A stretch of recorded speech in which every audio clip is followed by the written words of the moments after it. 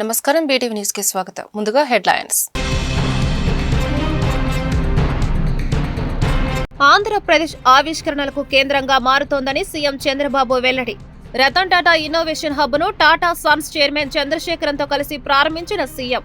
యువ ఔత్సాహిక పారిశ్రామికవేత్తలు స్టార్టప్లకు ఊతమిచ్చేలా రతన్ టాటా ఇన్నోవేషన్ హబ్ పనిచేస్తుందని స్పష్టీకరణ. ఇన్నోవేషన్ వ్యాలీ ఆఫ్ ఇండియాగా ఏపీని తీర్చిదిద్దుతామని మంత్రి లోకేష్ వెల్లడి. రతన్ టాటా ఇన్నోవేషన్ హబ్ ప్రారంభోత్సవంలో పాల్గొన్న మంత్రి విద్యార్థి దశ నుంచి యువత ఆవిష్కరణలపై దృష్టి పెట్టాలని సూచన. నూతన క్రిమినల్ చట్టాల అమలులో ఏపీ దేశానికి రోల్ మోడల్ గా ఉండే విధంగా తగు చర్యలు తీసుకోవాలని సీఎస్ డీజీపీలకు కేంద్ర హోంశాఖ కార్యదర్శి గోవింద్ సూచన. సీఎస్ డీజీపీలకు వీడియో సమావేశ నిర్వహణ. నేరం జరిగిన ప్రాంతాల్లో అనగా సీన్ ఆఫ్ అఫెన్స్ లో పూర్తిగా ఆడియో వీడియో చిత్రీకరణ చేయాలని డీజీపీకి హోంశాఖ కార్యదర్శి సూచన. కృష్ణానదికి పెరుగుతున్న వరద ఉధృతి. ప్రకాశం బ్యారేజ్ వద్ద భారీగా వరద ప్రవాహం చేరుతున్న వైనం. వరద ఉధృతి మేరకు లంక గ్రామాల ప్రజలు అప్రమత్తంగా ఉండాలని అధికారుల సూచన. ఆంధ్రప్రదేశ్ ఆవిష్కరణలకు కేంద్రంగా మారుతోందని ముఖ్యమంత్రి చంద్రబాబు నాయుడు వెల్లడించారు. యువ ఔత్సాహిక పారిశ్రామికవేత్తలు స్టార్టప్లకు ఊతమిచ్చేలా రతన్ టాటా ఇన్నోవేషన్ హబ్ పనిచేస్తుందని స్పష్టం చేశారు. అమరావతితో పాటు రాష్ట్ర వ్యాప్తంగా 5 చోట్ల ఇన్నోవేషన్ కేంద్రాలను హబ్ అండ్ స్పోక్ మోడల్లో ఏర్పాటు చేసినట్లు వివరించారు. బుధవారం మంగళగిరిలోని మయూరి టెక్ పార్క్ ఏర్పాటు చేసిన రతన్ టాటా ఇన్నోవేషన్ హబ్ ను టాటా సన్స్ చైర్మన్ చంద్రశేఖరన్తో కలిసి ముఖ్యమంత్రి ప్రారంభించారు. ఈ సందర్భంగా చంద్రబాబు మాట్లాడుతూ రతన్ టాటా ఆలోచనలను సజీవంగా ఉంచాలని ఇన్నోవేషన్ హబ్ ప్రారంభిస్తున్నామన్నారు. రతన్ టాటా నిరాడంబరత, దేశానికి చేసిన సేవ అందరికీ ఆదర్శమన్నారు. అమరావతిలో రతన్ టాటా ఇన్నోవేషన్ హబ్ ను ప్రారంభించడం ఓ చారిత్రాత్మక సమయమన్నారు. Give back to the society అనే విధానాన్ని రతన్ టాటా అవలంబించారన్నారు. రతన్ టాటా ఆలోచనలన్నీ భవిష్యత్తు తరానికి అందించన్న లక్ష్యంతోనే ఇన్నోవేషన్ హబ్ ను ప్రారంభించామన్నారు. విజయవాడ, విశాఖ, తిరుపతి, అనంతపురంలోని దీనికి అనుబంధంగా కేంద్రాలు పనిచేస్తాయని వెల్లడించారు. ఏపీలోని 175 నియోజకవర్గాల్లో ఇన్నోవేషన్ కేంద్రాలు ఉండాలని నిర్ణయించామని, యువతకు ఉన్న వినూత్న ఆలోచనలన్నీ క్రోడీకరించి ప్రోత్సహించేలా ఈ ఇన్నోవేషన్ హబ్ పనిచేస్తుందన్నారు.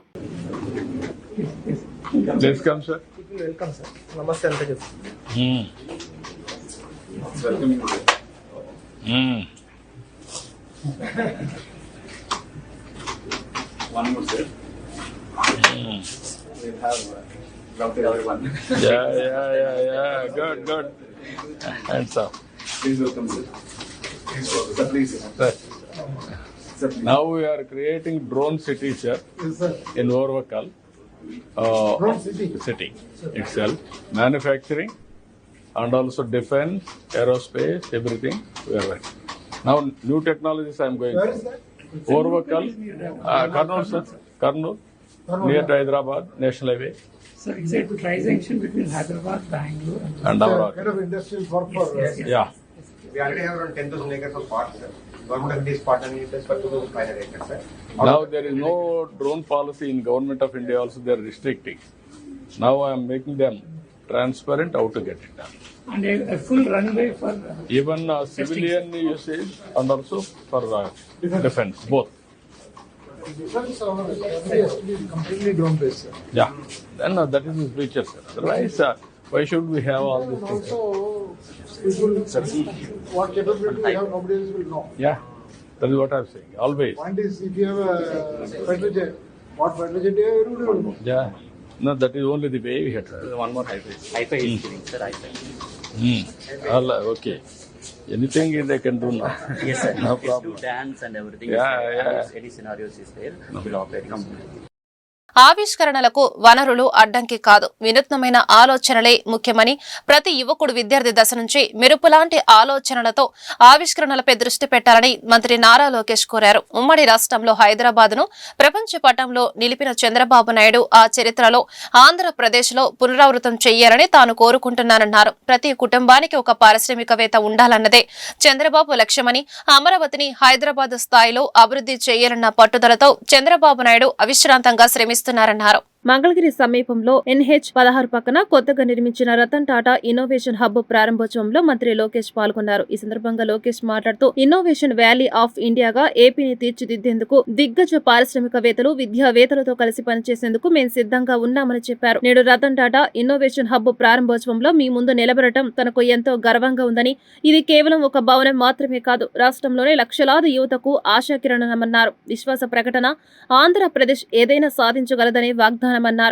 ఈ హబ్బు భారతమాత ముద్దుబిడ్డ రతన్ టాటా జీ అత్యున్నత నైతిక విలువలు, మహోన్నత వ్యక్తిత్వ స్ఫూర్తితో నెలకొల్పబడిందన్నారు. ఆ తర్వాత చిత్తూరు జిల్లాలో రైతులకు సాయం చేయాలన్న సంకల్పంతో హెరిటేజ్ ప్రారంభించారన్నారు. ఆ సంస్థ ఈరోజు 12 రాష్ట్రాలకు విస్తరించి 5,000 కోట్ల వ్యాపారం చేస్తోందన్నారు. వైఫల్యాలతో ఆయన తన ప్రయాణాన్ని ఆపలేదని, ఏదైనా సాధించాలి అంటే పట్టుదల, నిబద్ధత, ఓర్పు ఉండాలని, అప్పుడే మనం అద్భుతమైన ఫలితాలను సాధించగలమన్నారు. Talk about innovation.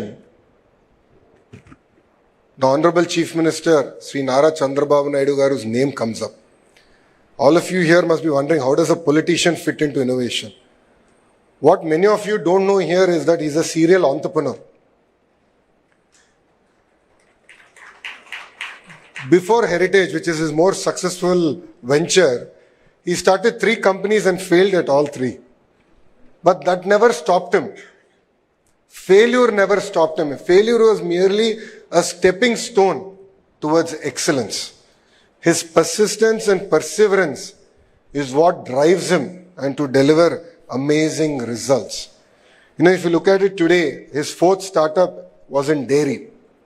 And if you go to YouTube and look at inspiring videos, there's this whole discussion about starting with the why. It's important to think about the why and look at the sense of purpose. His 4th startup was about helping the farmers of a district called Chittoor, where there's a lot of production of milk, there was no avenues to sell. And he said, why don't I start a company to help them? And today, of course, it's almost in close to 12 states in India, they're doing sales. This year, I think they'll touch close to 5,000 crores in revenue. Now, why am I sharing this with you?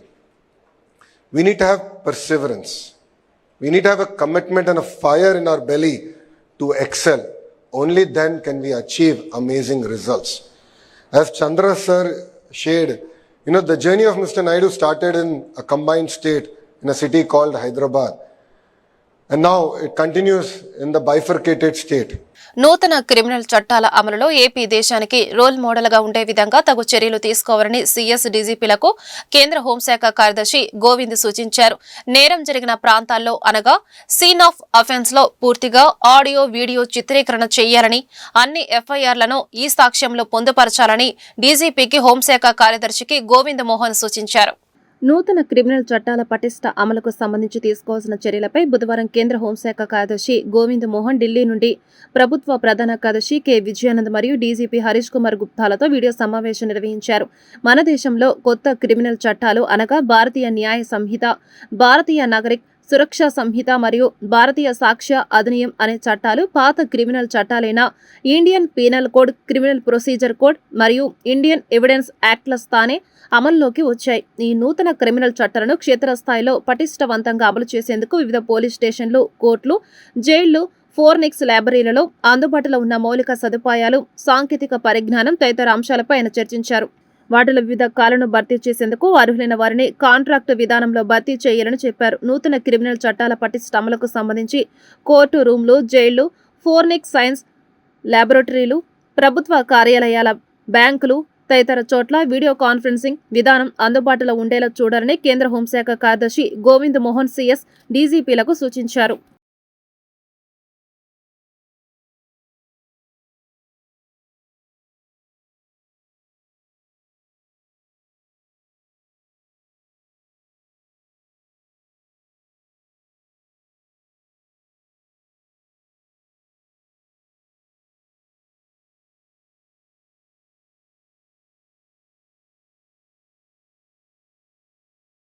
భారీ వర్షాల నేపథ్యంలో కృష్ణానది ఉగ్రరూపం దాల్చింది. నదులకు వరద ప్రవాహం పెరుగుతున్నట్లు AP విపత్తుల నిర్వహణ సంస్థ ఎండీ ప్రకాష్ జైన్ తెలిపారు. ప్రకాశం బ్యారేజీ వద్ద భారీగా వరద ప్రవాహం కొనసాగుతున్నట్లు పేర్కొన్నారు. భారీ వర్షాల నేపథ్యంలో నదులకు వరద ఉధృతి తీవ్రంగా కొనసాగుతోంది. కృష్ణా, గోదావరి నదుల ఉగ్రరూపం దాల్చాయి.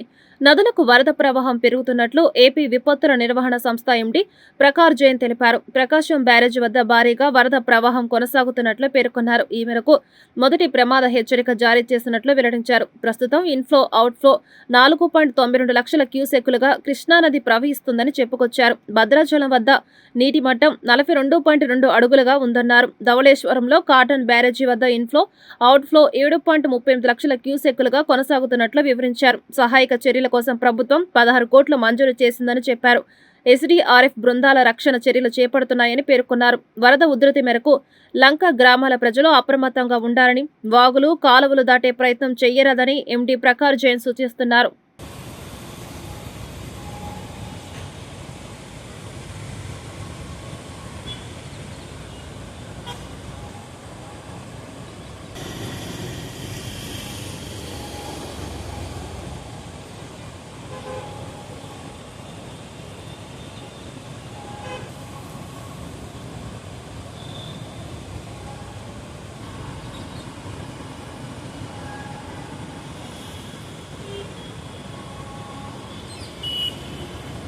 మహిళలకు ఉచిత బస్సు ప్రయాణం అమలు చేసి సీఎం చంద్రబాబు మాట నిలబెట్టుకున్నారని, నేటికి 65 లక్షల మంది మహిళలు ఉచితంగా ప్రయాణం చేశారని, అందుకు గాను 25 కోట్ల రూపాయల ఖర్చయిందని రవాణా శాఖ మంత్రి రాంప్రసాద్ రెడ్డి చెప్పారు. ఈ ఉచిత బస్సు ప్రయాణం వల్ల ఆర్టీసీ మరింత బలోపేతం కావడం ఖాయమని పేర్కొన్నారు. నగరంలో ఏపీఎస్ఆర్టీసీ మీటింగ్ హాల్లో హలో స్త్రీశక్తి పథకంపై మంత్రి రాంప్రసాద్ రెడ్డి ఏపీఎస్ఆర్టీసీ చైర్మన్, ఉన్నత శాఖ అధికారులతో రివ్యూ నిర్వహించారు. రివ్యూ అనంతరం మంత్రి రాంప్రసాద్ రెడ్డి మాట్లాడుతూ ఎక్కువ మంది లబ్ధిదారులు ఉన్న పథకం స్త్రీశక్తి పథకం కావడం ఎంతో ఆనందంగా ఉందని చెప్పారు. కూటమి ప్రభుత్వం మహిళలకు ఎంతో ప్రాధాన్యత ఇస్తోందని, ఈ కార్యక్రమం దిగ్విజయంగా నడుస్తోందని తెలిపారు. సీఎం చంద్రబాబు ఆలోచనలను అక్షరాల అమలు చేస్తున్న ఆర్టీసీ సిబ్బందికి మా ధన్యవాదాలు తెలియజేశారు. ఈ పథకం ప్రారంభం నాటి నుంచి ఇప్పటి వరకు మహిళలకు ఇబ్బందులు కలగకుండా చర్యలు చేపట్టామన్నారు. ఆర్టీసీకి త్వరలో ఎలక్ట్రికల్ బస్సు వస్తున్నాయని, ఆర్టీసీ ఆస్తుల పరిరక్షణతో పాటు ఉద్యోగ భద్రతపై ప్రత్యేక దృష్టి సారించామని చెప్పారు. ఖాళీగా ఉన్న పోస్టులను త్వరలో భర్తీ చేస్తామని పేర్కొన్నారు. అని రాష్ట్రంలో మీడియా మిత్రులు కానీ, ప్రతిపక్షాలు కానీ ముఖ్యంగా ఎదురు చూసిన ఫ్రీ బస్ సౌకర్యాన్ని ఆగస్టు 15వ తారీఖున గౌరవ ముఖ్యమంత్రి నారా చంద్రబాబు నాయుడు గారి నేతృత్వంలో లాంఛనంగా ప్రారంభించడం జరిగింది. 6 రోజులు ఈ కార్యక్రమాన్ని పూర్తి చేసుకున్నాం.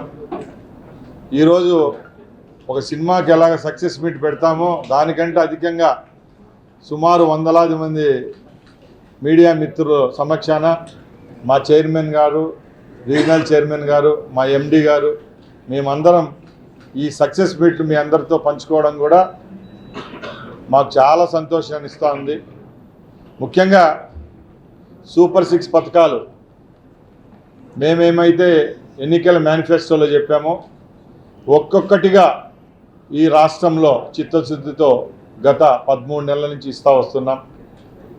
ఒకదాన్ని మించి ఒక కార్యక్రమం దిగ్విజయంగా ఈ రాష్ట్రంలో ఉన్న లబ్ధిదారులకు అందించడం జరిగింది. దానిలో భాగంగానే ఈరోజు ఎక్కువ బెనిఫిషరీస్ ఉన్న పథకం ఏదైనా ఉందంటే ఉచిత బస్సు. ప్రజల కష్ట సుఖాల్లో కూటమి ప్రభుత్వం భాగస్వామ్యం అవుతుందని తూర్పు నియోజకవర్గ ఎమ్మెల్యే గద్దె రామ్మోహన్ అన్నారు.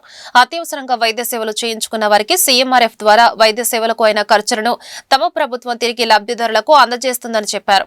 6వ డివిజన్లో 38 మందికి 45 లక్షల సీఎంఆర్ఎఫ్ చెక్కులను ఎమ్మెల్యే గద్దె రామ్మోహన్ పంపిణీ చేశారు. ఈ సందర్భంగా ఎమ్మెల్యే గద్దె రామ్మోహన్ మాట్లాడుతూ ప్రజల కష్ట సుఖాల్లో కూటమి ప్రభుత్వం భాగస్వామ్యం అవుతుందని అన్నారు. అత్యవసరంగా వైద్య సేవలు చేయించుకున్న వారికి సీఎంఆర్ఎఫ్ ద్వారా వైద్య సేవలకు అయిన ఖర్చులను తమ ప్రభుత్వం తిరిగి లబ్ధిదారులకు అందజేస్తుందని చెప్పారు. మహిళలకు ఆర్టీసీ బస్సుల్లో ఉచిత ప్రయాణం కల్పించడం ద్వారా వారు చాలా సంతోషంగా ఉన్నారన్నారు. ఈ విధంగా ప్రజల కష్టాలను తెలుసుకొని పరిష్కరిస్తున్నామని అన్నారు.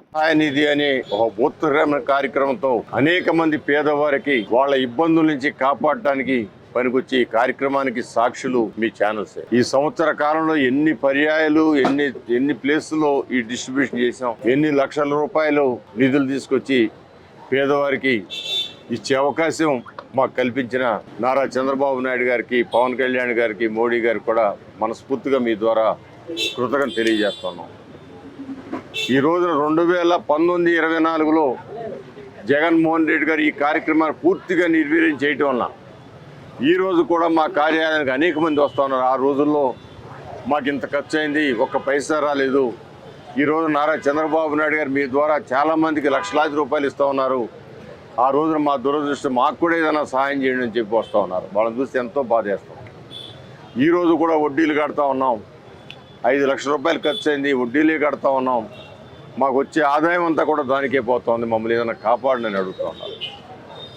అంటే ఒక కార్యక్రమం, ఒక మంచి కార్యక్రమం తీసేయటం వల్ల ఎంతమంది ఎంత అల్లాడిపోతున్నారో చెప్పడానికి ఉదాహరణ చెప్తా ఉన్నాం. ఇవాళ ముఖ్యమంత్రి సహాయ నిధి అనేది ఒక ఇల్లు కాలిపోయి ఇల్లు బుక్ అయితే వాళ్ళకి 2 లక్షలు 3 లక్షలు ఇచ్చే సందర్భాలు ఉన్నాయి. ఇంకా ఏదైనా ఇలాంటి అత్యవసర సమయంలో ట్రీట్మెంట్ చేసుకునే అవసరం వచ్చినప్పుడు వారు 10 లక్షలు ఖర్చు పెడితే దాంట్లో 5-6 లక్షలు ఇచ్చిన సందర్భాలు ఉన్నాయి. 1 లక్ష ఖర్చు పెడితే 40,000 50,000. కొంత ప్రభుత్వంలో మీ కష్టాల్లోనూ సుఖాల్లోనూ మేము పాలు పంచుకుంటామని చెప్పి ఎప్పుడు కూడా నాకు చంద్రబాబు నాయుడు చెబుతుంటారు. పవన్ కళ్యాణ్ గారు కూడా ఎప్పుడూ మీ యొక్క కష్టాలను తీర్చడానికి ప్రయత్నం చేస్తామని చెప్పి ఆయన చెబుతూ ఉంటారు. అదేవిధంగా వాళ్ళ కష్టాల్లో పాలు పంచుకోవడం ఈ సీఎంఆర్ఎఫ్ ప్రధానమైన విధము. సరే, వాళ్ళకి ఇచ్చే కార్యక్రమాల ద్వారా వాళ్ళ ఆనందం. నిన్న బస్సుల మీద చూస్తే డ్యాన్సులు వేస్తూ ఉన్నారు మహిళలు. మేము ఒక తట్టతో కూరగాయలు అమ్ముకుంటే మాకు వచ్చే లాభంలో 3 వంతులు బొచ్చాజీలకే పోతూ ఉంది. ఇవాళ అది ఫ్రీ చేయటం వలన మాకు ఆ లాభం కూడా మా కుటుంబానికి వాడుకుంటా ఉన్నది. అది సంతోషకరమైన సంగతి. సో ఈ విధంగా పేదలకు ఎప్పుడూ నిత్యం కష్టాల్లోనూ సుఖాల్లోనూ పాలు పంచుకునే విధంగా తెలుగుదేశం పార్టీ, జనసేన, బీజేపీ కూటమి ఎప్పుడు కూడా ఉంటుందని, మీకు అండగా ఉంటుందని మరొకసారి తెలియజేస్తూ ఇవాళ ఈ లబ్ధిదారులకి అభినందనలు తెలియజేస్తున్నాను. మలేరియా, డెంగ్యూ వ్యాధుల పట్ల ప్రతి ఒక్కరు అవగాహన కలిగి ఉండాలని, వ్యాప్తికి కారకాలైన దోమల ప్రబలకుండా వాటి వ్యాప్తిని అరికట్టాలని విజయవాడ నగరపాలక సంస్థ కమిషనర్ ధ్యానచంద్ర సూచించారు. ఇంటి కిటికీలు, తలుపులకు దోమతెరలు వాడటం ద్వారా దోమకాటు నుండి రక్షణ పొందవచ్చునని కమిషనర్ అన్నారు. ప్రపంచ దోమల దినోత్సవం పురస్కరించుకుని బుధవారం ఉదయం నగరపాలక సంస్థ commissioner Dhyanachandra Jakkampudi community hall వద్ద డెంగ్యూ, మలేరియా నివారణ అవగాహన ర్యాలీని ప్రారంభించారు. ఇంటి లోపల పరిసర ప్రాంతాలలో నీటి నిల్వలు ఉన్న ప్రాంతాల్లో లార్వా గుర్తింపు నిర్వహించి వ్యాధుల సంక్రమణపై అవగాహన కల్పించారు. మలేరియా, డెంగ్యూ వ్యాధులకు కారకాలైన దోమల నిర్మూలనపై ప్రతి ఒక్కరికి అవగాహన కల్పించే కరపత్రాలు ఇంటింటికి పంపిణీ చేశారు. మన ఇంటి పరిసరాల్లో నీటి నిల్వలు లేకుండా జాగ్రత్త వహించాలన్నారు. కూలర్లు, ఫ్లవర్ వాజులు, పూల కుండీల్లో నీటిని తరచూ మార్చాలన్నారు. తాగి వదిలేసిన కొబ్బరి బోండాలు, పాత టైర్లు, ఖాళీ డబ్బాలలో నీరు నిల్వ ఉండకుండా చూసుకోవాలన్నారు. ప్రజలతో దోమల నివారణకు తీసుకునే చర్యలు, ఫ్రైడే డ్రైడే కార్యక్రమం ఆవశ్యకత, దృఢ సంకల్పంతో మలేరియా, డెంగ్యూ పారద్రోలతాం అనే ప్రతిజ్ఞ నినాదాలు చేయించారు.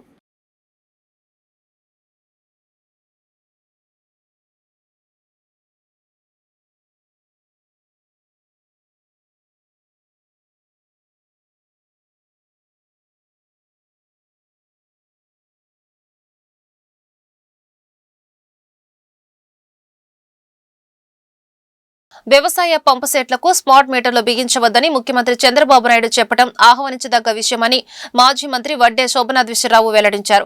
స్మార్ట్ మీటర్లను పూర్తిగా నిషేధించాలని డిమాండ్ చేశారు. 32 మంది బలిదానంతో సాధించుకున్న విశాఖ స్టీల్ ప్లాంట్ ను కేంద్రం విక్రయించడం దుర్మార్గమైన చర్యగా అభివర్ణించారు. బుధవారం గాంధీనగర్ ప్రెస్ క్లబ్ లో మాజీ కేంద్ర మంత్రి వడ్డే శోభనాద్విశ్వరరావు ఆధ్వర్యంలో మీడియా సమావేశం నిర్వహించడం జరిగింది.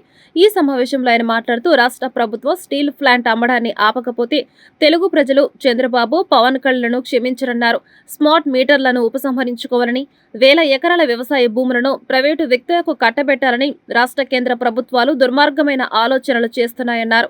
కార్మిక ప్రజా వ్యతిరేక నిర్ణయాలను కూటమి ప్రభుత్వాలు కేంద్రంలో రాష్ట్రంలో అనుసరిస్తున్నాయని, వాటిని వెంటనే ఉపసంహరించుకోవాలని, లేకుంటే ప్రజాగ్రహానికి గురి కావాల్సి వస్తుందన్నారు. ఈ కార్యక్రమంలో మాజీ కేంద్ర చిన్న తరహా పరిశ్రమల అభివృద్ధి శాఖ ఉద్యోగి మహదేవ్ తదితరులు పాల్గొన్నారు. డిసెంబర్ నెల లోపల విశాఖపట్నం స్టీల్ ప్లాంట్ ని మొత్తంగా కూడా అమ్మివేయటానికి రంగం సిద్ధం చేస్తా ఉంది. ఇప్పటికే ఆ పక్కమట విశాఖపట్నం స్టీల్ ప్లాంట్ యొక్క భూములను తీసుకుని గంగవరం పోర్టు పెడితే ఆ పోర్టుని అదానికి అప్పచెప్పినటువంటి పరిస్థితి ఇప్పటికే ఆ జరిగినటువంటి సందర్భం అంతా కూడా మనకు తెలుసు.